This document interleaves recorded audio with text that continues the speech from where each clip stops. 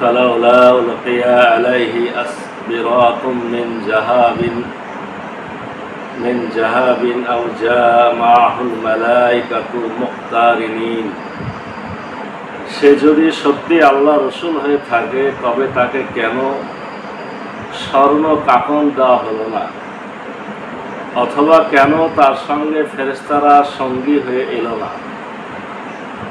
ফাস্তাখাফা কওমাহু ফাআতাউহু, এভাবে সে তার সম্প্রদায়কে বোকা করে দিল। ইন্নাহুম কানু কওমান ফাসিকিন,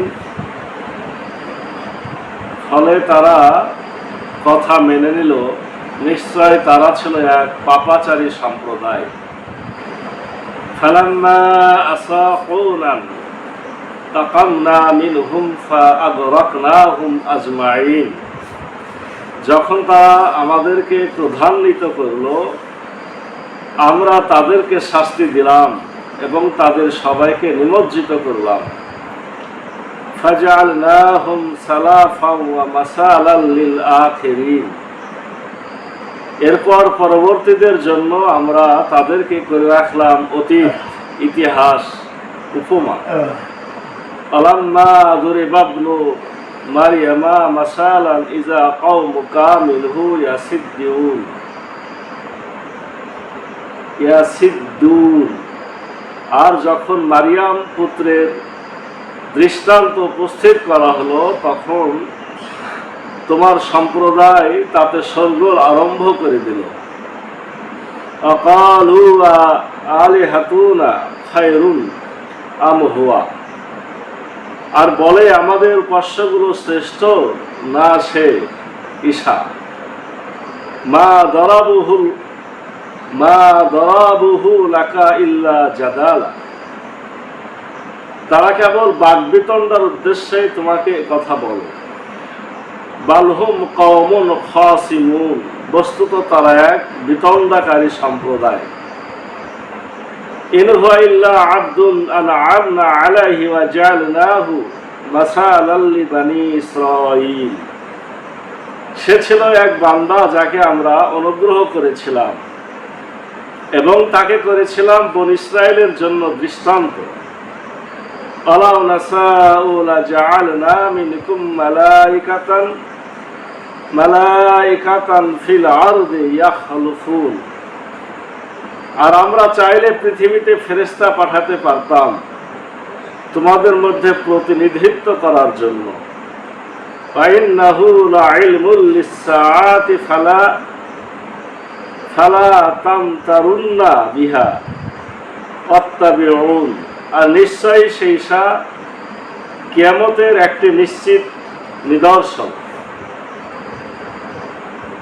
সুতরাং তোমরা তাতে অর্থাৎ কিয়ামতে সন্দেহ করো না। হাযা সিরাতুম মুস্তাকিম, এবং আমাকে অনুসরণ করো, এটি সঠিক পথ। ওয়ালা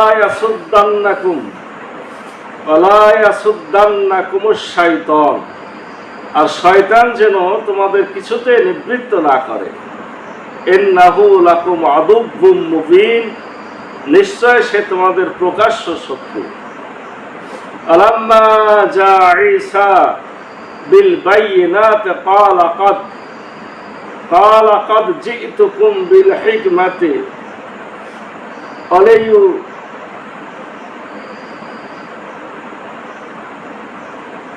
ওয়ালিবাইয়িনা লাকুম বা'দাল্লাযী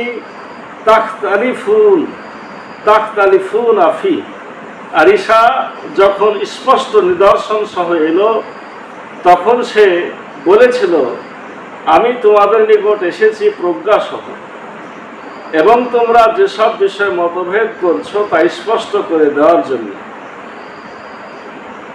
ফাত্তাকুল্লাহ আতিউন, সুতরাং তোমরা আল্লাহ সচেতন হও এবং আমাকে অনুসরণ করো। আজকে আমরা সূরা আজ-জুখরুফ 53 থেকে 63 কয়েকটা আয়াত পড়লাম। এখানে দুটা রসুলের আলোচনা হয়েছে, হযরত মুসা আলাইহিস সালাম আর হযরত ঈসা আলাইহিস সালাম। সূরাটা মক্কায় নাজিল হয়েছিল। আল্লাহ রসুলের বিরুদ্ধে যে সমস্ত অভিযোগ মক্কাতে উঠেছিল, একই ধরনের বিষয়গুলো মুসা নবী ঈসা নবীর ব্যাপারেও উঠেছিল। এজন্য রব্বুল আলামিন মক্কার কাফের মুশরিকদেরকে এই নবী মুসা এবং নবী ঈসার ঘটনা এখানে উল্লেখ করেছেন সেই আঙ্গিকে, যাতে মক্কার কাফের মুশরিকদের কথাগুলো প্রতিবাদ করা যায়। প্রথমে ফেরাউনের কথা দিয়ে শুরু হয়েছে। মানে ফেরাউন কি বলেছিল মুসা নবীর ব্যাপারে? ফেরাউন বলেছিল, সে যদি সত্যি আল্লাহ রসুল হয়ে থাকে তবে তাকে কেন স্বর্ণ কাকন দেওয়া হলো না, অথবা কেন তার সঙ্গে ফেরেশতারা সঙ্গী হয়ে এলো না। মানে তখনকার সময় রাজা বাদশা মানে হাতে সোনার বালা থাকবে, গলায় সোনার চেন থাকবে। তো বলছে যে আচ্ছা, মুসা যদি তোমাদের নেতাই হয়ে থাকবে, তোমাদের বাদশা, তোমাদের নবী, তাহলে কই তার গলায় হাতে কেন সোনার মালা বালা নাই? এটা তার যুক্তি, অতএব সে তোমাদের কেউ না। আর একটা কথা এসেছিল যেটা আমাদের রসুলের ব্যাপারে স্পষ্ট এসেছিল, যে কেন তার সাথে ফেরেশতারা সঙ্গী হয়ে এলো না।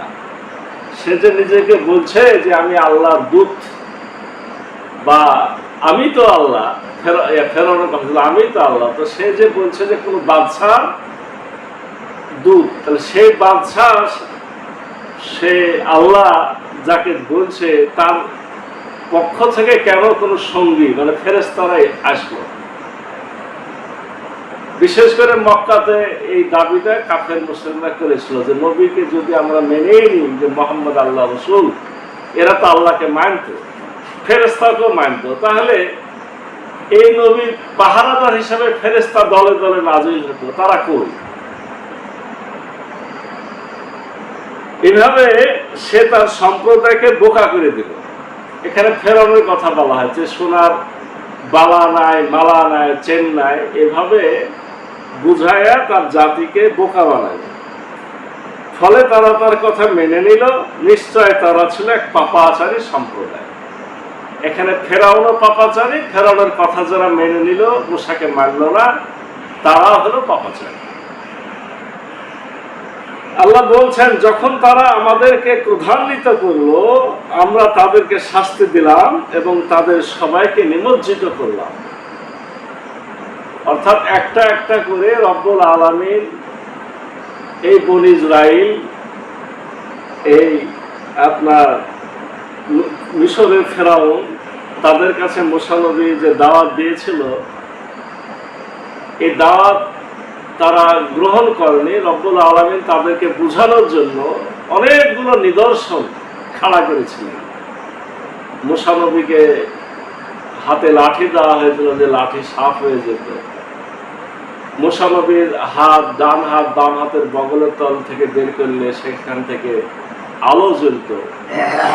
এই দুটো নিদর্শনের পরে একে একে অনেকগুলো নিদর্শন। তোমরা কথা শুনবে না, পানি খেতে যায়, পানি আপনার রক্ত হয়ে যায়, তখন ছুটে মুসা নবীর কাছে, যে মুসা নবী দোয়া করেন আমরা আপনার কথা মেনে নিই, যেমন আপনার আর পানি রক্ত হয় না, আবার আগের মতোই হয়ে যায়। আল্লাহ রাব্বুল আলামিন পঙ্গপাল দিলেন। পঙ্গপাল মানে যে আমাদের দেশের যে ঘাস ফড়িংটার মতো পাজরা পোকা, যে আপনার হাজার হাজার লাখ লাখ এই খাদ্যশস্যের ফসল এসে পড়ে আর সব খেয়ে চলে যায়, দুর্ভিক্ষের মতো অবস্থা। আবার মুসা নবীর কাছে ছুটে যে দোয়া করেন, এবার আপনার দোয়া কবুল হয়ে আমরা এই পোকা সরে গেলে আমরা ভালো হয়ে যাব। শোনে না। এরপরে রব্বুল পক্ষ থেকে ব্যাং আসলো আযাব হিসেবে। খাবারে ব্যাং, ভাতে ব্যাং, মানে যে কোনো জায়গাতে সে ব্যাং এসে লাফায়। আবার মুসা নবীর কাছে ছুটলো, দোয়া করলো, ভালো হলো, আবার মুসা নবীকে বলল। আল্লাহ হুকুম দিলেন, হুকুম এসে গোটা মানুষের মানে মাথাতে, সবার মাথা হুকুম, রাত দিন খালি হুকুমই জানে আর হুকুমই অত্যাচার। আবার মুসা নবীর কাছে দৌড়ায় যায়, আবার দোয়া করে, আবার মুসা নবী দোয়া করে ভালো হয়, আবার মুসা নবীকে আবার মানতে চায়, আবার মানে না। এভাবে তুফান আল্লাহ দিলেন, একেবারে ঝড় বাতাস তুফান সব সময় লেগে থাকে। আবার মুসা নবীর কাছে দৌড়ায়, মুসা নবী দোয়া করে ভালো হয়ে যায়, আবার মুসা নবীকে তারা অস্বীকার করে। এভাবে একটার পর একটা করে করে রব্বুল আলামিন নিদর্শন দিতে থাকলেন, কিন্তু তারা কোনোটাই যখন শুনলো না, এটা আল্লাহর ক্রোধে পরিণত হয়ে গেল। সর্বশেষ রব্বুল আলামিন সর্বশেষ নিদর্শন হলো মুসা নবী লাঠি দিয়ে সাগরে আঘাত করলেন, রাস্তা হলো, মুসা নবী রাস্তা দিয়ে পার হয়ে চলে গেল। এখন এতদিন তো ফেরাউন ভাবছে যে মুসা নবীর ওপর দিয়ে তো অনেক কিছু করেছি, তো ওই রাস্তা দিয়ে আমিও যাব। ব্যাস, রাস্তা মুসা নবী যখন সাগরের মাঝে, ফেরাউন তখন সাগরের কিনারা, মুসা নবী যখন সাগরের ওই পারে, ফেরাউন তখন সাগরের মাঝখানে। মুসা নবী চলে গেছে, মুসা নবীর জন্য রাস্তা হারাই গেছে। এবার সব দলবল ডুবে মারা গেছে। সে কথা আল্লাহ বলছেন, যখন তারা আল্লাহকে প্রধান্বিত করা হলো কতদিন পর। আল্লাহ তো রহমানুর রহিম, দয়ালু, অনেক দয়া করে, কিন্তু দয়ারও তো একটা সীমানা আছে, একটা নিয়ম আছে। আল্লাহ বলছেন, যখন তারা আমাদেরকে ক্রোধান্বিত করলো, আমরা তাদেরকে শাস্তি দিলাম এবং তাদেরকে সবাইকে নিমজ্জিত করলাম, মানে ডুবিয়ে মারলাম। এরপর পরবর্তীদের জন্য আমরা তাদেরকে করে রাখলাম ইতিহাস উপমা। দেখেন, আল্লাহ ইতিহাস করে রেখেছেন, পরবর্তীতে দেখার ব্যবস্থা করে রেখেছেন। সেই ফেরাউনকে রব্বুল আলামিন এখনো রেখে দিয়েছেন, মানুষেরা এখনো দেখতে পাচ্ছে, মিশরে গেলে এখনো তাকে দেখতে পাচ্ছে। আর যখন মারিয়াম, এই যে আল্লাহ ইতিহাস করে রেখেছেন, দৃষ্টান্ত করে রেখেছেন, এই কথাটা যখন এই কোরআনের আয়াত নাজিল হয়েছে, তখন কিন্তু কেউ জানতো না যে ফেরাউনকে আবার দেখা যাবে। এটা আবিষ্কার হলো মনে করেন 200 বছরের মধ্যে, আর কোরআন নাজিল হয়েছে তো 1500 বছর আগে। তো এখন প্রমাণ হচ্ছে এই সব আয়াত যে আল্লাহ কিভাবে ইতিহাস উপমা করে তাদেরকে আমাদের কাছে দৃষ্টান্ত করে রেখে দিয়েছে। এভাবে মুসা নবীর ইতিহাস শেষ করার পরে আল্লাহ বলছেন, আর যখন মারিয়াম পুত্রের দৃষ্টান্ত উপস্থিত করা হলো, তখন তোমার সম্প্রদায় তাতে শোরগোল আরম্ভ করে দিল। এই আয়াতটা সরাসরি আমাদের রসুলের সময়কারই ঘটে।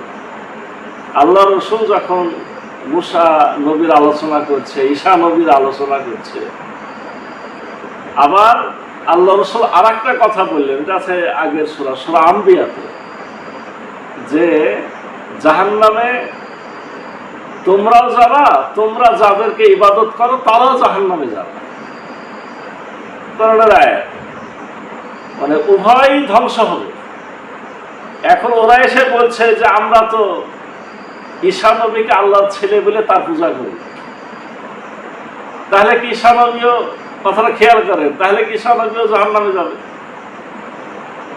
মানে আমরা আল্লাহর পুত্র ঈসা বলে তার পূজা করি, আমরা উজাইরকে আল্লাহর ছেলে বলে তার পূজা করি, তাহলে ঈসা নবী, উজাইর তারাও আমাদের সাথে জাহান্নামে যাবে, কারণ তুমি বলেছো যে আমরাও জাহান্নামে যাবো, আমরা যাদের পূজা করি তারাও জাহান্নামে যাবে।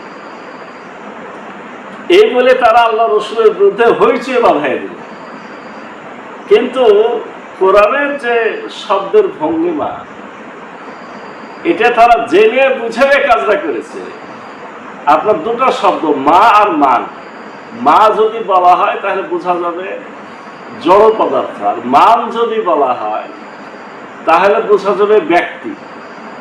ওখানে আছে মা শব্দ। মা শব্দ মানে জড় পদার্থ। তোমরা যে সমস্ত মূর্তির পূজা করো, যার হাত আছে, চোখ আছে, পা কান আছে দেখতে, কিন্তু আসলে ভিতরে কোনো জান নাই, তারা যাবে জাহান্নামে। অর্থাৎ জাহান্নামের ইন্ধন হবে পাথর, মানুষ এবং পাথর।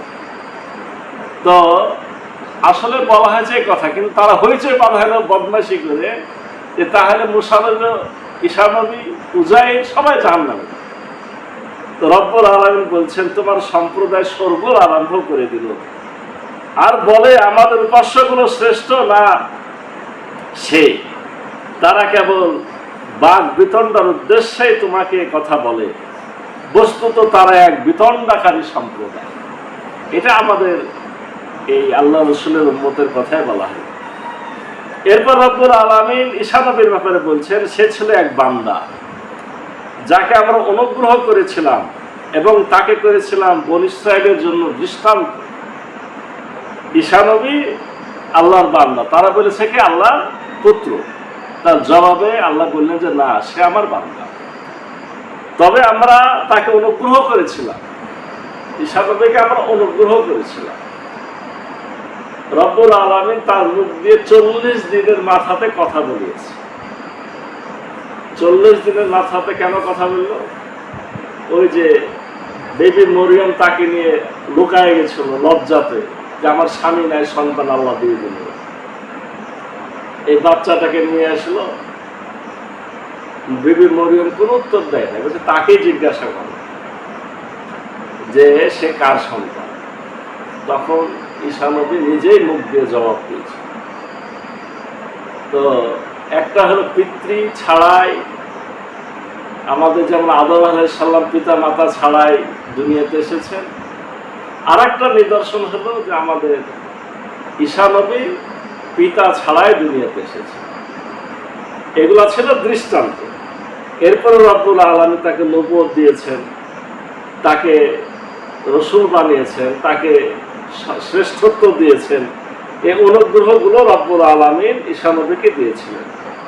এইভাবে আল্লাহ বলছেন, তাকে করেছিলাম বনী ইসরাঈলের জন্য দৃষ্টান্ত। আর আমরা চাইলে পৃথিবীতে ফেরেশতা পাঠাতে পারতাম তোমাদের মধ্যে প্রতিনিধিত্ব করার জন্য। আমরা যদি মনে করতাম যে নবী রাসূল না পাঠিয়ে ফেরেশতা দিয়েই কাজ করাবো, সেটা করতে পারতাম, কিন্তু আমি তো করিনি। এটা আমার স্বাধীনতা। আমি তোমাদের ভালোর জন্য তোমাদের মধ্য থেকে নবী রাসূল বানিয়েছি।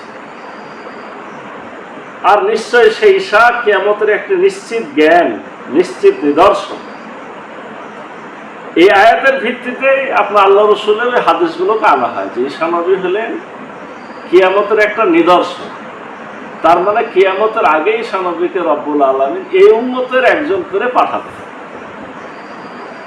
এই উম্মতের একজন, তিনি আসবেন আসরের সময় বাইতুল মুকাদ্দাসে, এসে ইমামতি করবেন ইমাম মেহেদী।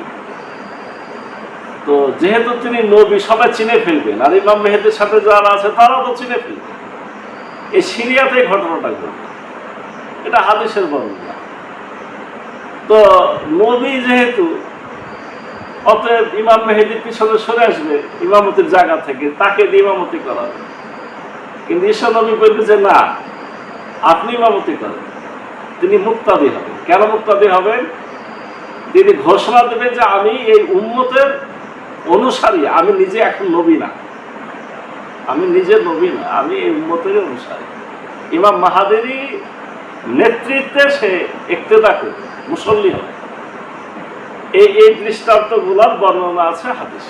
এবং তিনি, তার হাত দিয়ে দাজ্জাল নিহত হবে, তার হাত দিয়ে আপনার ক্রুশ, দুনিয়াতে যত ক্রুশ বানায় রেখেছে খ্রিস্টানেরা, ওই ঈসা নবী নিজ হাতে ক্রুশগুলাকে ধ্বংস করে।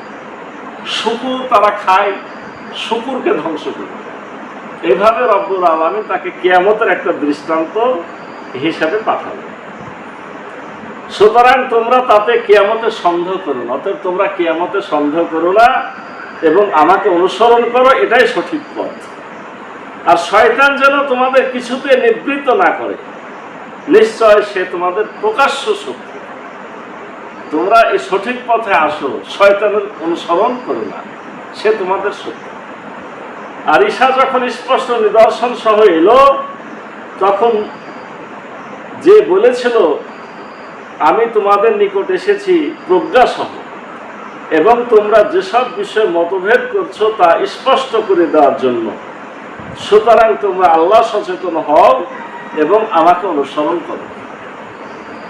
নবী রাসূলকে কখন পাঠানো হয়েছে? যুগে যুগে। যখন যখন আপনার মানুষেরা আগের নবীর অনেক কথাকে ভুলে গেছে, অনেক বিষয় নিজেরা বিভিন্ন মত পথ তৈরি করে নিয়েছে, এই মতভেদ যখন ঘটেছে সে মীমাংসা করার জন্য পরবর্তী নবী রাসূল এসেছে। ঈসা নবী বনি ইসরায়েলেরই মানুষ, তাকে কেন পাঠানো হয়েছিল? বনি ইসরায়েলেরা শত শত মত পথ নিয়ে তারা বিভিন্ন মতভেদ করছিল, ইখতিলাফগুলো দূর করার জন্য রব্বুল আলামিন ঈসা নবীকে পাঠিয়েছিলেন এই বিষয়গুলো স্পষ্ট করার জন্য। এবং তিনি দাবি করেছিলেন তোমরা আল্লাহ সচেতন হও এবং আমাকে অনুসরণ করো। এখন তো হলো বিপদ, এই যে আমরা এখন কত মত পথে আছি আর নিজ নিজ বলছে আমারটাই ঠিক, কি তাই করছি না? আমাদের মধ্যে অনেক মতভেদ না, তো হিসাবে তো এখন আমার নবী রাসূল আসা দরকার, কিন্তু রব্বুল আলামিন আর রাসূল পাঠাবেন না। কেন পাঠাবেন না? তারা মতভেদ করেছে কিসের ভিত্তিতে? তাদের কেতাবের ভিত্তিতে। তারা কেতাবকে নষ্ট করেছে একেবারে, মানে নিজেরা বানাইছে যে এটা ঠিক হয়েছে না, এটা ঠিক হবে, এই করে করে কোনো তৌরাতের আসল কেতাব পাবেন না, জবুরেরও পাবেন না, ইনজিল আসলটা পাবেন না, সব নকল। আর আমাদের মতভেদ করার সুযোগ নাই, মতভেদ করলেও তার সমাধান কি? কোরআন।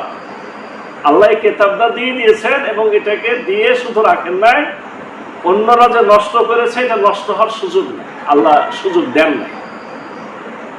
আল্লাহ রাব্বুল আলামিনের কুদরতে যে লক্ষ লক্ষ মানুষ এটা মুখস্থ করে ফেলেছে। এত বড় কেতাব মুখস্থ করা, এরকম দুনিয়াতে আর কোনো কেতাবকারী মুখস্থ আছে নাই। আল্লাহ ওরকম ব্রেনে সেটআপ দিয়ে দিয়েছে, এটা একটা সংরক্ষণ।